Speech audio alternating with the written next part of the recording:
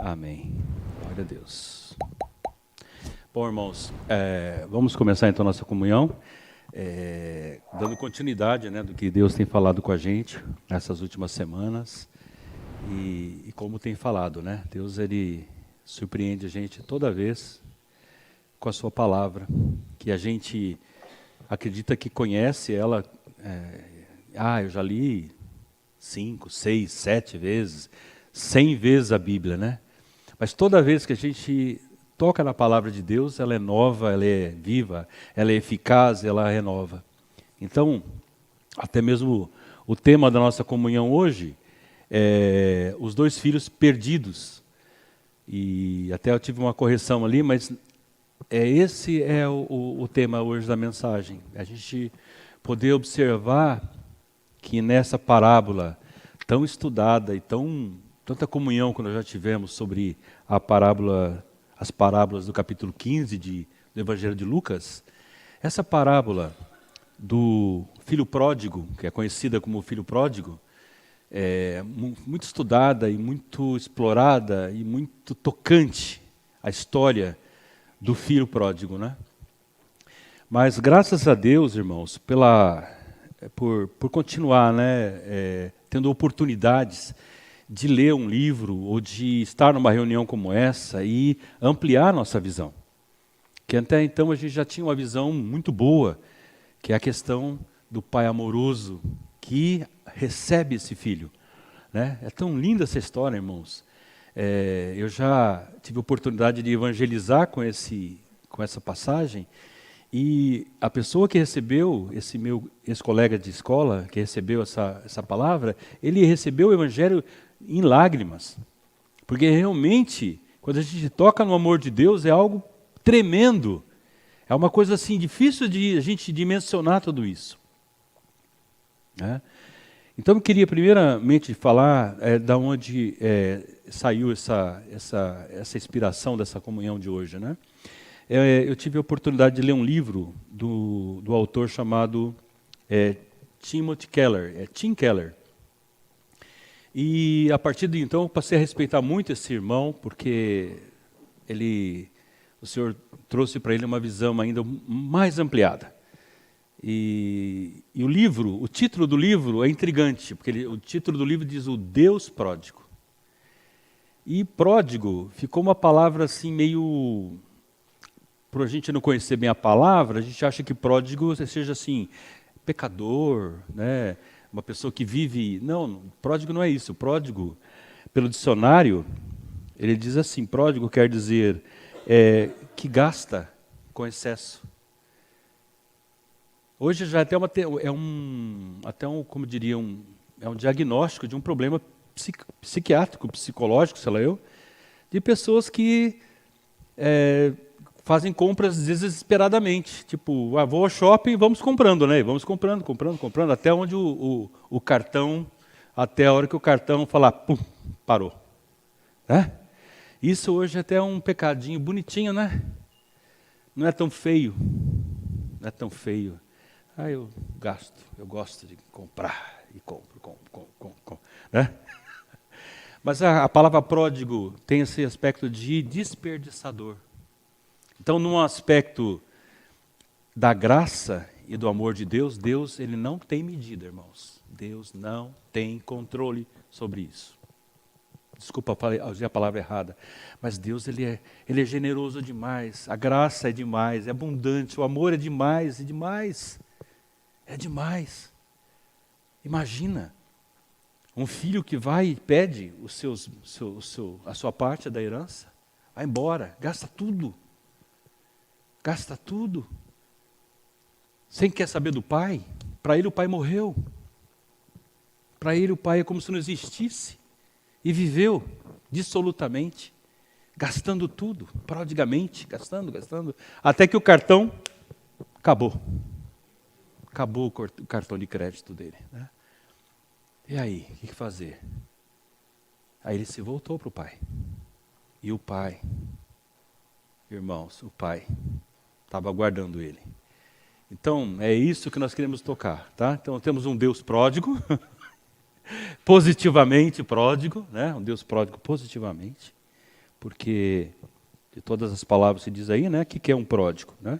É aquele que é o que gasta com excesso, esbanja, né? Que dissipa seus bens, esbanjador, gastador. Então é isso que é o ser pródigo, certo? Amém? Então a nossa comunhão hoje é sobre a capítulo 15, continuando na questão do capítulo 15. Capítulo 15 de Lucas fala de 3 parábolas, é uma trilogia. Nessas 3 parábolas nós vimos características.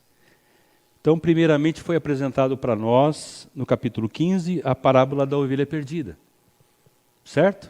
Daquele que de uma ovelha se perdeu. Ele deixa as 99 e vai em procura da única ovelha. E aqui eu queria ler junto com vocês, vamos abrir então Lucas capítulo 15, no versículo 7.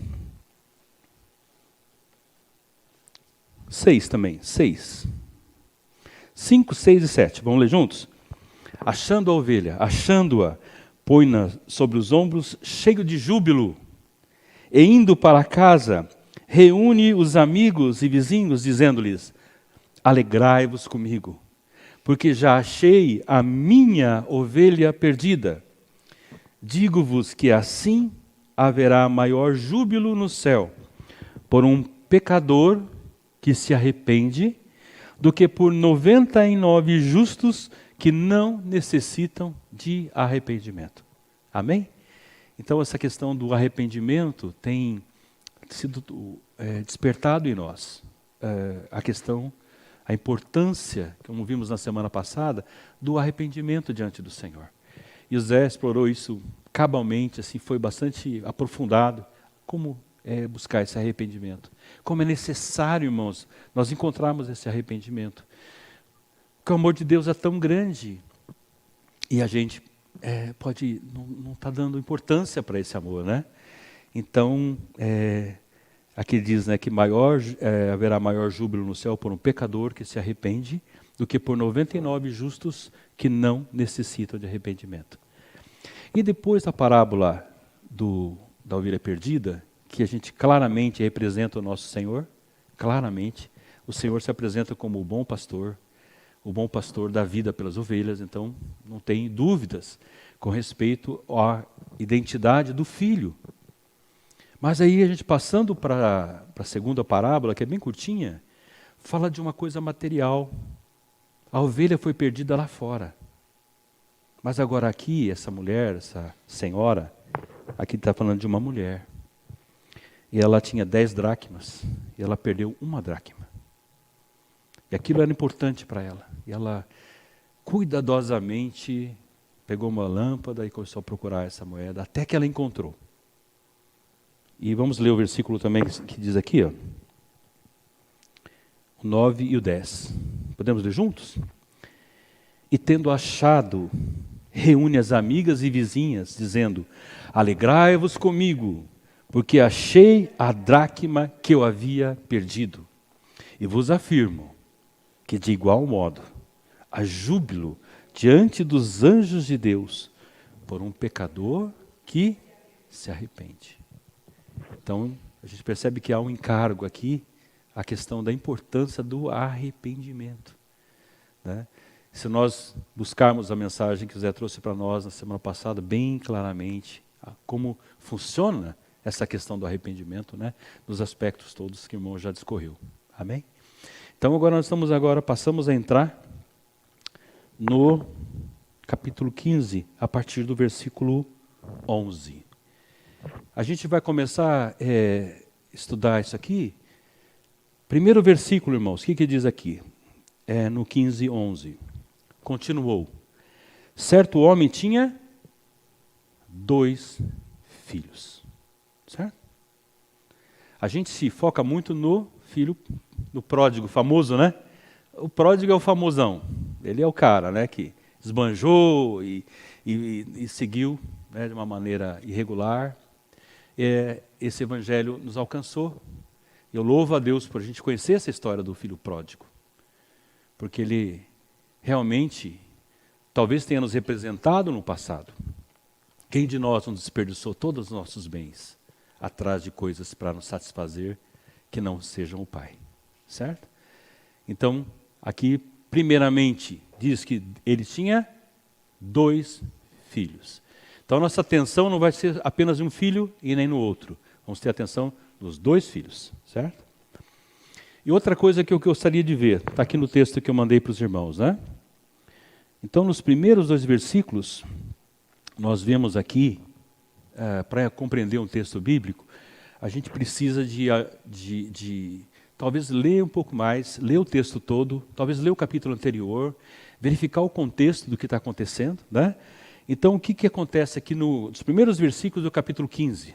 Vamos ler juntos também? Pode ser? Então, diz aqui: aproximavam-se de Jesus todos os publicanos e pecadores para o ouvir. E murmuravam os fariseus e os escribas, dizendo: este recebe pecadores e come com eles. Certo? Vamos ficar com essas 2 imagens? Então, fala aqui de 2 filhos e fala aqui de duas categorias de pessoas. A primeira categoria são os publicanos e pecadores. Irmãos, essa categoria acho que é a maioria, né? Publicanos e pecadores. O publicano, ele tem uma coisa, além de ser um pecador, ele tem uma particularidade. Ele era alguém envolvido com, ele era como um traidor, que ele colhia impostos para o governo de Roma, para o Império Romano. E ele não tinha uma boa fama, se a gente perceber, alguns deles não tinham fama nenhuma, a fama deles era ruim. Tanto que nós temos o caso de Mateus e temos o caso do Zaqueu também. Os 2 eram coletores de impostos. E se nós olharmos para ao redor, quando a gente fala de político, dá até arrepio, não dá? A gente fala de política, dá até um mal-estar. Porque são pessoas realmente, aos nossos olhos, às vezes, repugnantes. Tamanha coisas horríveis, né, que a gente percebe.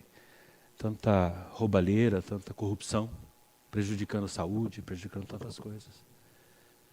Mas Jesus comia com essas pessoas. Será que nós comeríamos com essas pessoas, irmãos? Será que a gente convida, né? Senta aqui, agora é época de eleição, tá fácil, né?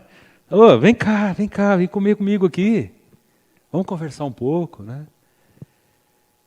Jesus comia com publicanos e pecadores. Os pecadores a gente não sabe dizer quais eram os pecados, são tantos, né? Que homens, mulheres. E quando você é convidado, segundo o costume da época, quando você convidava alguém para comer junto, significa que havia uma certa identificação entre vocês. Significa que você estava ali naquela questão. Certo? E por outro lado, nós vimos um grupo de pessoas aqui que eles eram diferentes, eles eram os religiosos da época. Então, o versículo 2, e murmuravam os fariseus e os escribas, dizendo: este recebe pecadores e come com eles. Então, o fariseu, o religioso, ele se considera muito melhor, né, que os pecadores, e olhava assim, e olhava o próprio Senhor Jesus. Como pode, né, ele comer com essas pessoas? Amém? Tudo bem, irmãos? Então temos 2 filhos, 2 povos, né, dois grupos de pessoas. Primeiro, grupo de publicanos e pecadores, e o segundo, dos fariseus, saduceus e todo tipo de religião que pudesse imaginar, certo? Vamos entrar na parábola agora em si? Podemos entrar? Então, a partir do versículo 11, nós já lemos, né? Continuou. Certo homem tinha 2 filhos. O mais moço deles, que é o conhecidão, né? O mais moço deles disse ao pai: Pai, dá-me a parte dos bens que me cabe. E lhes repartiu os haveres. Irmãos, esse filho amava o pai? Ele conhecia o amor do pai? O que ele estava querendo nessas palavras? Ele estava dizendo que ele queria o pai morto. Não é? Você, para ter direito a uma herança, o único jeito, né, especialmente naquela época, era que o pai morresse. Se o pai morresse, naturalmente a herança iria. Eram 2 filhos, um é o primogênito tinha direito à porção dobrada. Então ele tinha a porção do primogênito, do irmão mais velho, era maior. A porção dele era menor. De qualquer forma, era um pai próspero. Então, no coração do filho mais novo, ele não se importava com o pai. Ele virou as costas para o pai e ele só estava interessado nos bens que o pai poderia lhe proporcionar. Hoje é uma grande multidão que busca Deus de uma certa forma, ou busca Deus, ou busca em outras coisas que não seja Deus. Ele quer prosperidade. Ele só quer o que o pai pode te dar. O que o pai pode me dar nessa? O que eu posso levar? Qual é o meu lucro que eu vou ter nessa questão? Né? Então, esse é o filho, o famoso pródigo, certo?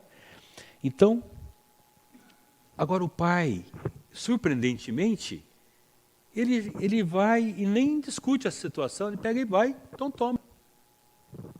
Toma. Certo? Nesse aspecto, o pai foi meio desperdiçador, não foi não? Então vai, então leva. Né? Então o pai prontamente entregou para o filho mais novo a sua porção. Certo? Vamos prosseguir. Ele já sabia o que ia acontecer, o que ia dar. Passados não muitos dias, o filho mais moço, ajuntando tudo o que era seu, partiu para uma terra distante e lá dissipou todos os seus bens, vivendo dissolutamente. Desperdiçada. Depois de ter consumido tudo, quando ele esgotou o limite dos cartões que ele tinha, de tudo que ele tinha, esgotou. Depois de ter consumido tudo, sobreveio àquele país uma grande fome e ele começou a passar necessidade. Então ele foi e se agregou a um dos cidadãos daquela terra, e este mandou para os campos aguardar porcos. Um trabalho imundo na época. Ainda hoje né, difícil. Porco é complicado, né? Não sei se vocês já lidaram com porco, mas é um bicho meio difícil de lidar. Mesmo você tratando ele como as normas hoje são, o porco ele tem um espírito meio de porco mesmo, né? Ele faz porquice. Então é um animal, de acordo com os princípios da lei, né? Um animal considerado imundo, talvez um dos mais imundos, né? E então ele foi e agregou os cidadãos da terra e este mandou para os campos aguardar os porcos. Ali desejava ele fartar-se das alfarrobas que os porcos comiam, mas ninguém lhe dava nada. Então, os porcos na época eram alimentados por alfarrobas, que era um tipo de vagem, um tipo de vegetal, que alimentava os porcos. Ele desejava comer aquilo. Até que algo aconteceu. Isso que aconteceu, eu passei pela história da mulher, mas não comentei, porque nessa questão da parábola da ovelha perdida, a parábola da dracma perdida está em relação com o Espírito Santo. O Espírito Santo ele é refinado. O Espírito Santo ele vem com a sua luz e vem procurar. Ele vem nos despertar. Então, nesse momento, é como o Espírito Santo veio e deu um toque nele.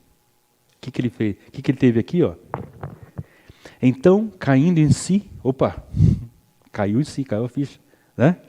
Quantos trabalhadores de meu pai têm pão com fartura e eu aqui morro de fome? Aí ele tomou uma atitude, irmãos. É isso que chama atenção no filho mais novo. Ele não ficou parado ali só pensando. Ele tomou uma atitude. A atitude que ele tomou: levantar-me-ei e irei ter com o meu pai. E lhe direi: Pai, pequei contra o céu e diante de ti. Já não sou digno de ser chamado teu filho, trata-me como um dos teus trabalhadores. Então, ele de uma certa forma, embora ele convivia com o pai, ele não amava o pai, Mas ele conhecia um pouco o pai. Falou, o pai não vai me rejeitar. Ele se humilhou ao extremo. Mas a tendência nossa, quando a gente toca na graça de Deus, é querer se tornar um escravo. Tipo assim, eu vou pagar a conta. Como se a gente conseguisse pagar a conta da graça de Deus. Então eu vou servir. Eu vou servir em todos os serviços da igreja. Eu vou ser o melhor. Pode deixar, né? Vou pagar tudo. Irmãos, ninguém paga essa dívida.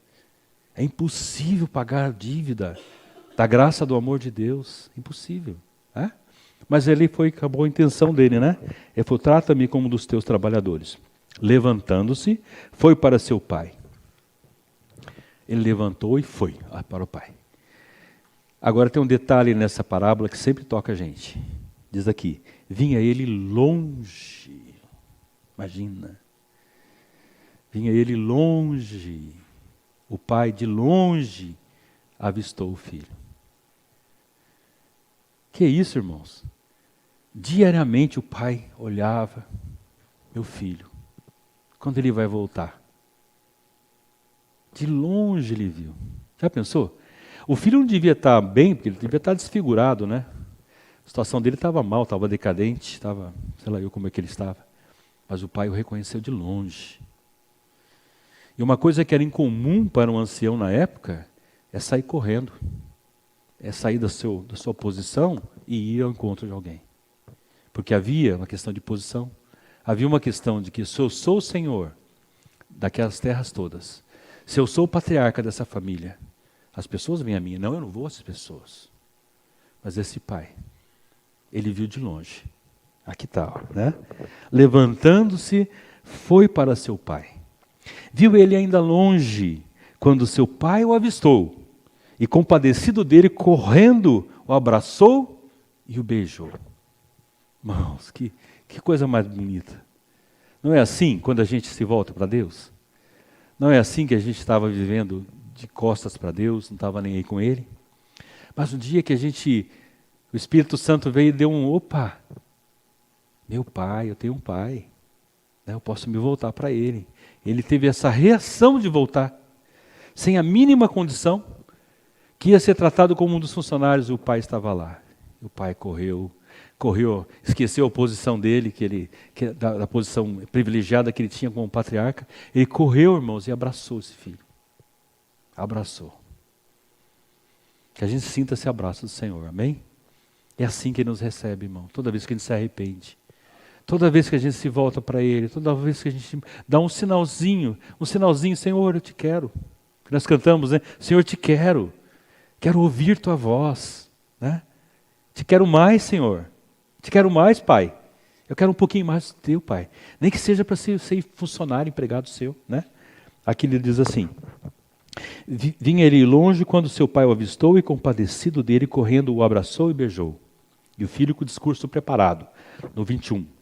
E o filho disse, pai, pequei contra o céu e diante de ti já não sou digno de ser chamado teu filho.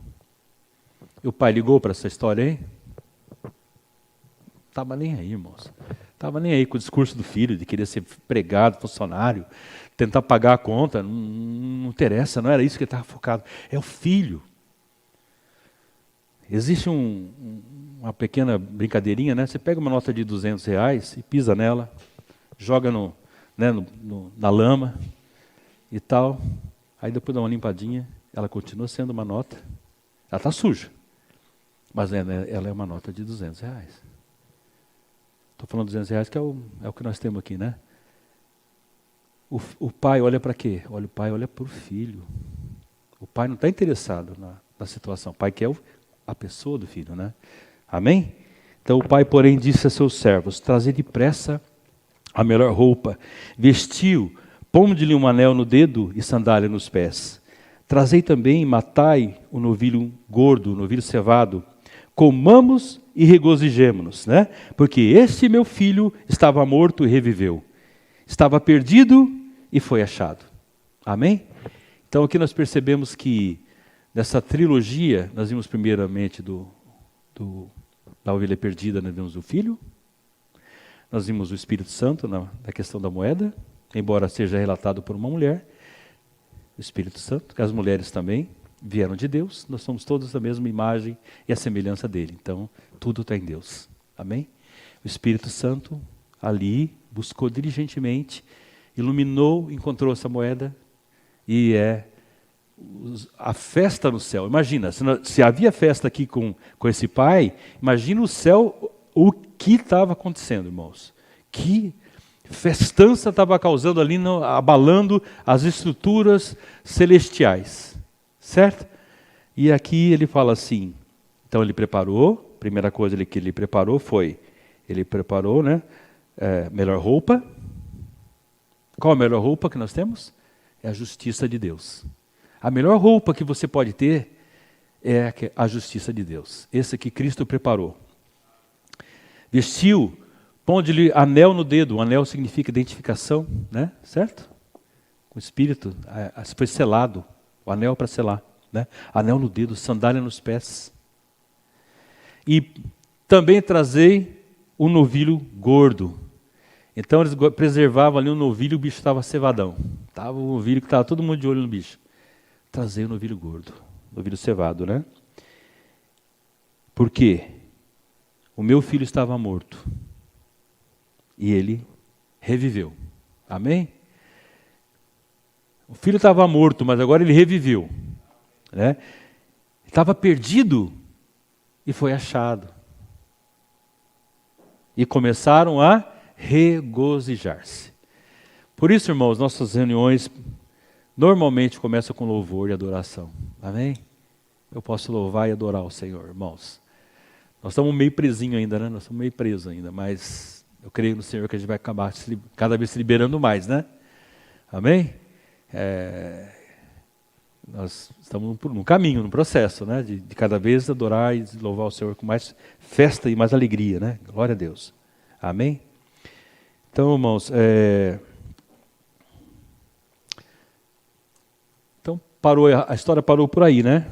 Parou por aí, parou nesse filho? Não, a história continua. É isso que nós queremos atentar agora. A questão vamos avançar então para os versículos. Fechamos a questão do primeiro filho, certo? Pode ser? A história é linda e esse filho está dentro da festa. Embora ele tenha sido tão terrível que ele foi, ele estava ali, ele foi constrangido pelo pai. O pai não deixou ele falar, vamos para a festa. E vamos comer o novilho gordo, vamos comer, beber, nos alegrar. Certo? Agora, vamos entrar então...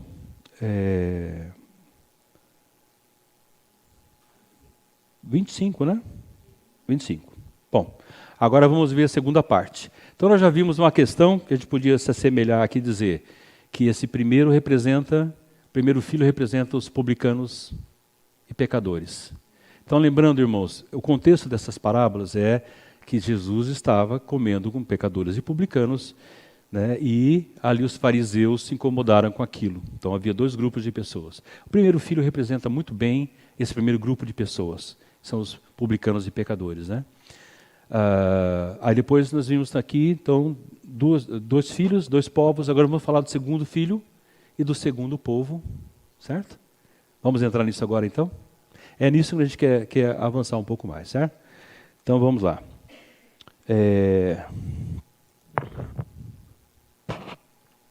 25.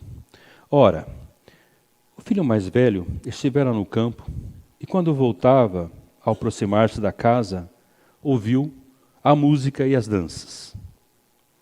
Chamou um dos criados, perguntou-lhe o que era aquilo.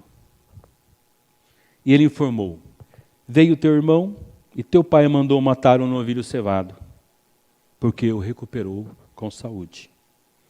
Ele se indignou, ele se enfureceu, ele ficou doido da vida.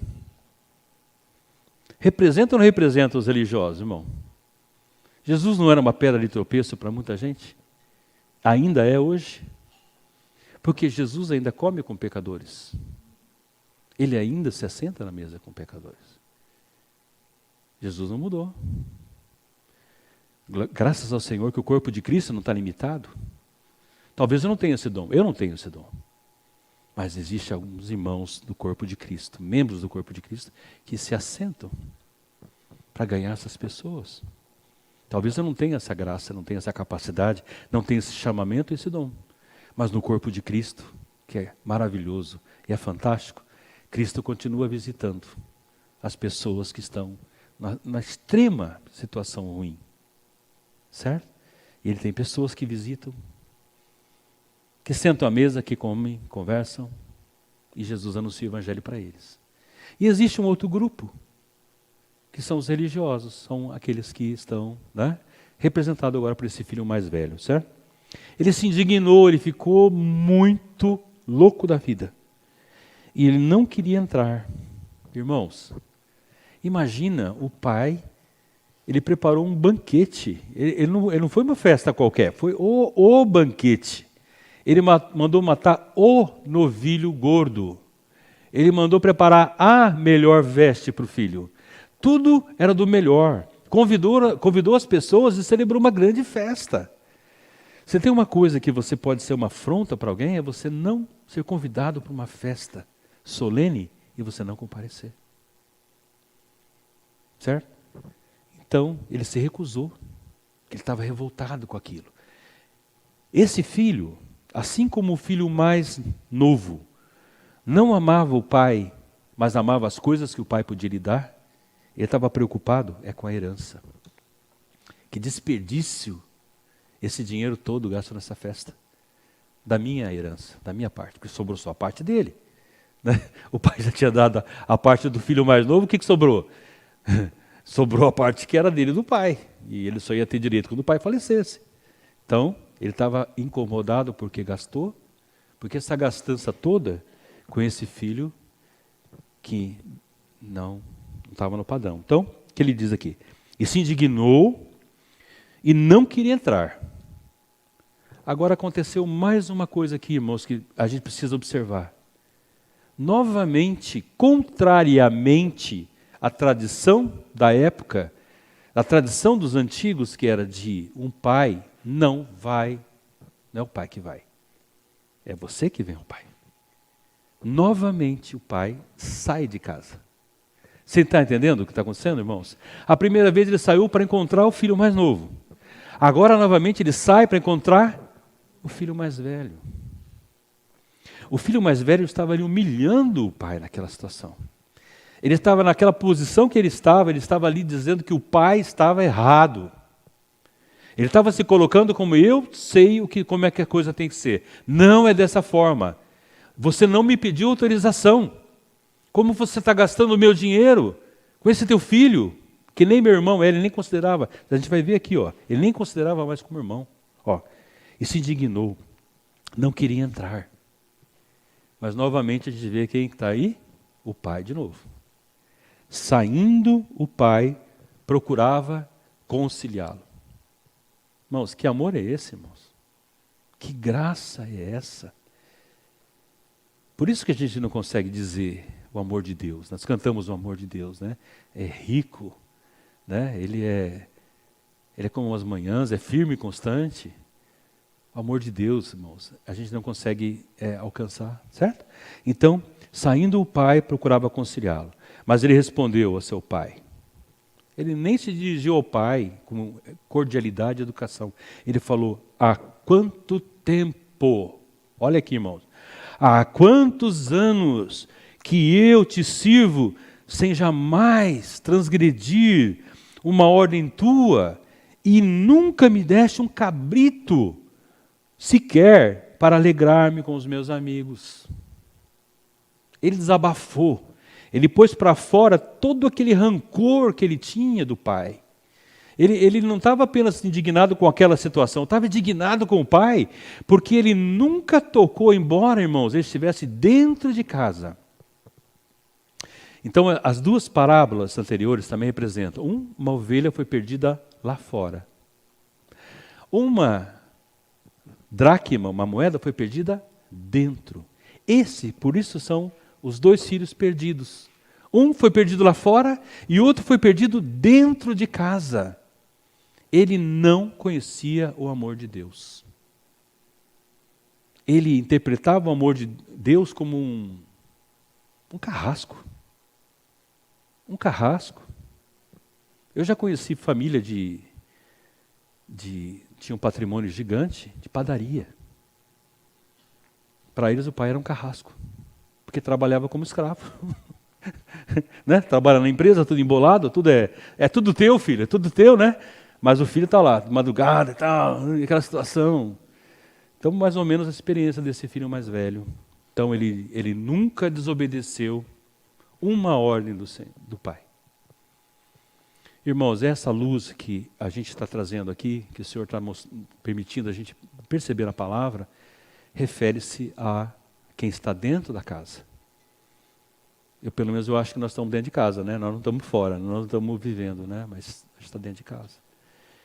Olha o perigo que nós temos, irmãos, de cair nessa situação por desconhecer o amor de Deus. Por nós tratarmos Deus apenas como aquele que me dá as coisas. Deus, eu preciso dessa situação. Se você não me der, Senhor, você sabe, né? Ó, aqui, ó, você está me devendo. Tá? Eu tenho a conta de tudo aqui, ó. Todas as madrugadas que eu acordei. Todos os dias que eu trabalhei. Né? Certo? Irmãos, essa é a pior relação que a gente poderia ter. Esse tipo de relação. Né? Ver o pai apenas para homens de negócio. Business. Deus é Deus de business. Né?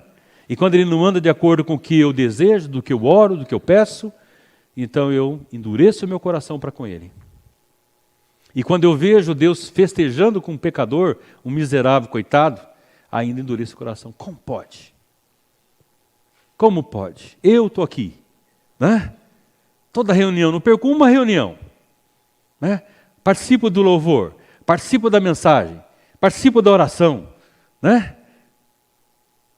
Irmãos, esse é um perigo para nós. A gente se considerar justo aos nossos próprios olhos, né?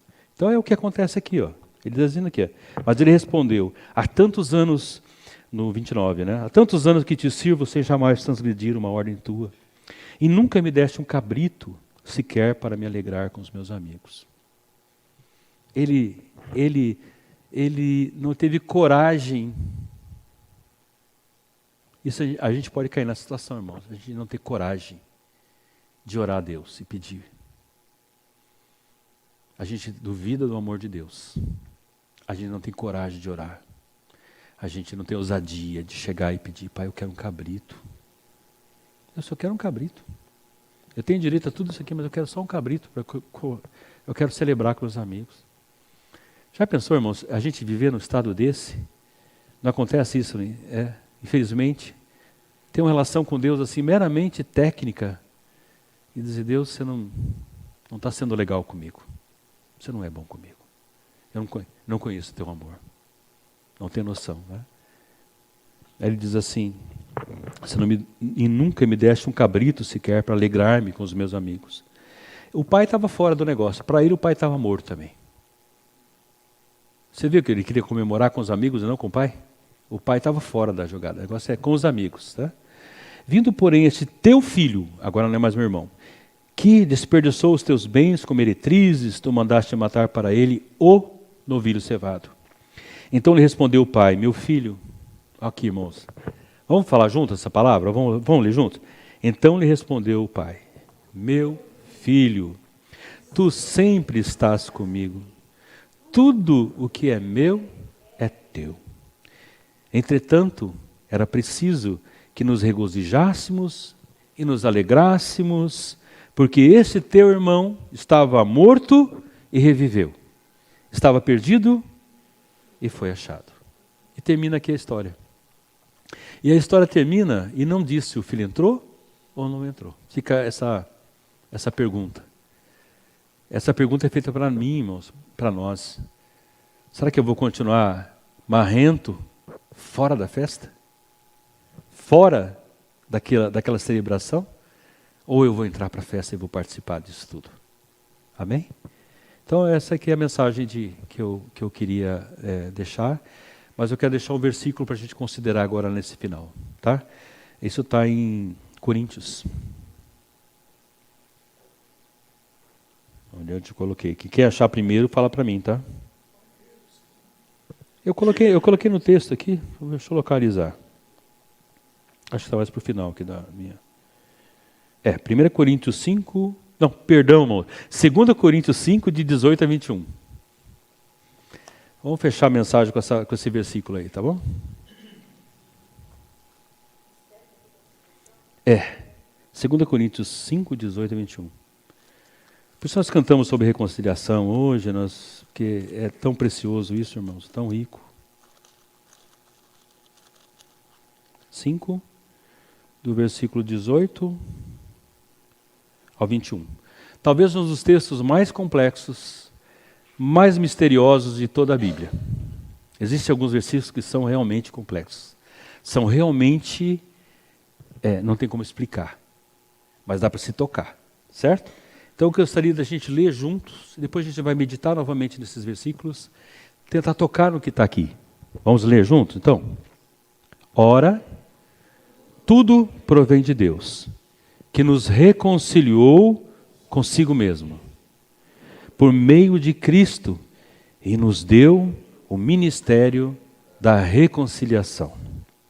A saber, que Deus estava em Cristo, reconciliando consigo o mundo, não imputando aos homens as suas transgressões, e nos confiou a palavra da reconciliação.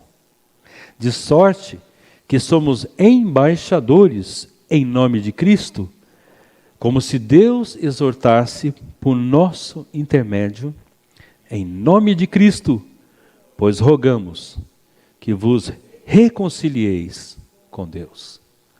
Aquele que não conhecia pecado, Ele o fez pecado por nós, para que nele fôssemos feito justiça de Deus. Então vamos começar por esse último versículo. Primeiro, ao mistério, irmãos. Aquele que não conheceu o pecado. Jesus não conheceu o pecado. Ele não tem nada com o pecado, né? Aquele que não conheceu o pecado, Ele o fez pecado. Certo? É o sangue propiciador. Ele fez a propiciação por nós. Esse sangue incontaminado, esse filho incontaminado, ele não tinha pecado algum, mas Deus o fez pecado no nosso lugar. Ele o fez pecado por nós. Para quê? Para que nele, então, irmãos, fora de Cristo, não tem saída para nós. Fora de Cristo não tem saída para ninguém. Para que nele fôssemos feitos justiça de Deus. Esse é um grande mistério. Talvez um dos maiores. Talvez na eternidade nós estaremos ainda contemplando esse mistério e meditando nele e nos alegrando com ele, porque é muito maravilhoso. Certo? Voltando agora para o 18. Ora, tudo provém de Deus, que nos reconciliou. Então, o que está falando de reconciliação, está falando de arrependimento, está falando de uma volta, irmãos. O filho mais novo estava numa situação muito péssima, muito ruim, mas ele tomou atitude e foi. Não estou elogiando ele não, irmãos, não é esse o foco da mensagem. Não é que nós precisamos ir para o mundo, nos estourar inteiro para depois ter que voltar tudo arrebentado para o pai corrigir. Não é esse o encargo. Né? E a questão também do filho mais velho, o pai convidou ele para entrar. Aí cabe a ele entrar ou não entrar. Né? Nós precisamos ver a nossa situação. Será que eu entrei ou eu estou aqui fora? Eu estou aqui. Estou na casa, mas eu não concordo com Deus, não concordo com o Pai.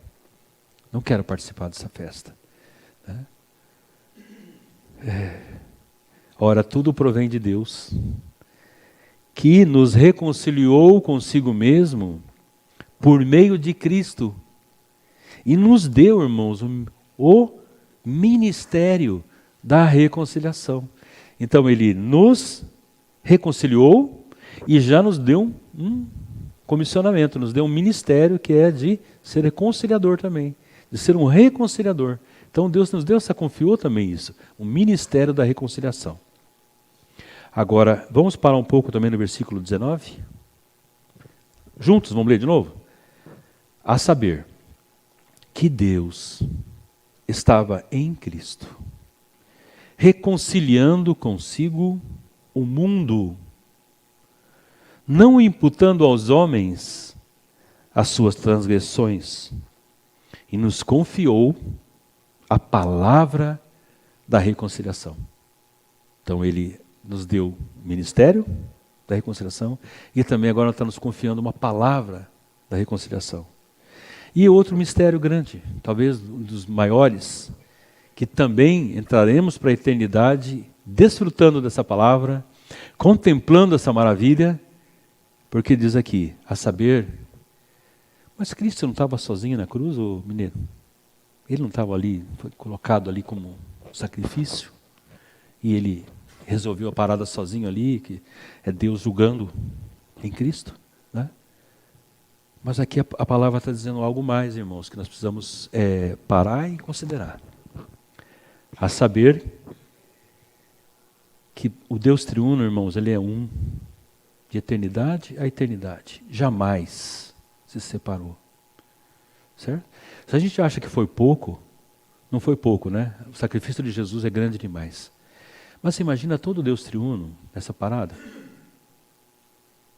Não foi apenas o Filho que foi colocado ali, todo o Deus triuno, o Pai, o Filho, o Espírito. Aqui ele está dizendo, a saber que Deus estava em Cristo. Deus, irmãos, você tem que ficar pensando, Deus estava em Cristo, certo? A gente pode inferir o Pai, mas Deus estava em Cristo. Nenhum momento o Pai deixou o Filho. Ele dizia, eu e o Pai somos um. A saber que Deus estava em Cristo, reconciliando consigo o mundo, não imputando aos homens as suas transgressões, e nos confiou a palavra da reconciliação. Amém? Então eu quero entregar a mensagem para os irmãos agora.